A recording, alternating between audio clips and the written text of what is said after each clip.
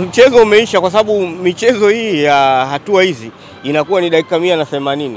Kwa hiyo usiseme kwamba kwa nini mmefuzu. Sisi tumefuzu kwa sababu tumeongoza kuwa na magoli mengi zaidi katika mchezo wetu wa mwanzo na huu wa sasa.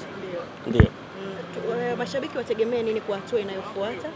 Tunaendelea na maandalizi kwa maana kwamba hatua hii imevuka, tutakapokwenda kwenye hatua inayofuata kutakuwa na maandalizi mengine na naamini tutafanya vizuri.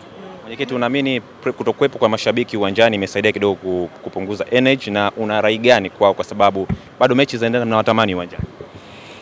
Shabiki ni muhimu sana kuwepo katika mchezo kwa sababu wanachangia kwa kiasi kikubwa kuchagiza wachezaji kufanya vizuri na timu kuperform.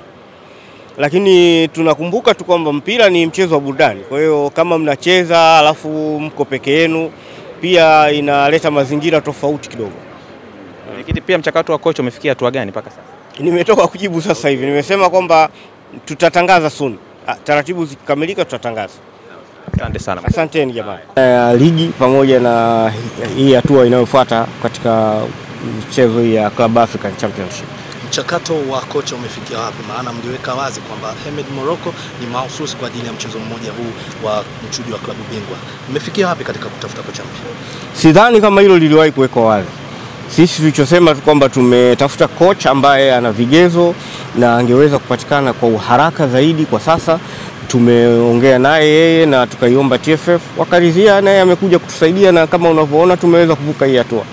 Kwa hiyo mtaratibu wa kumpata kocha mwingine nilisema wiki iliyopita upo katika hatua za mwisho na pengine soon ndani ya wiki hii tutamtangaza nani atakayekuja kuwa kocha. Itategemea sasa, unajua makocha wanavyoomba kila mmoja anakuja na utaratibu wake.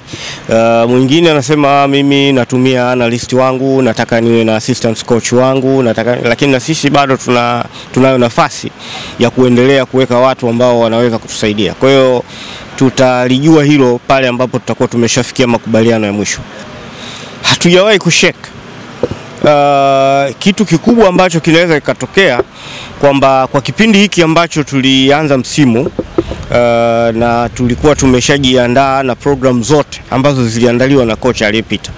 Lakini sasa maamuzi ya binadamu mara nyingine huwezi kusimama kati yake na maamuzi yake.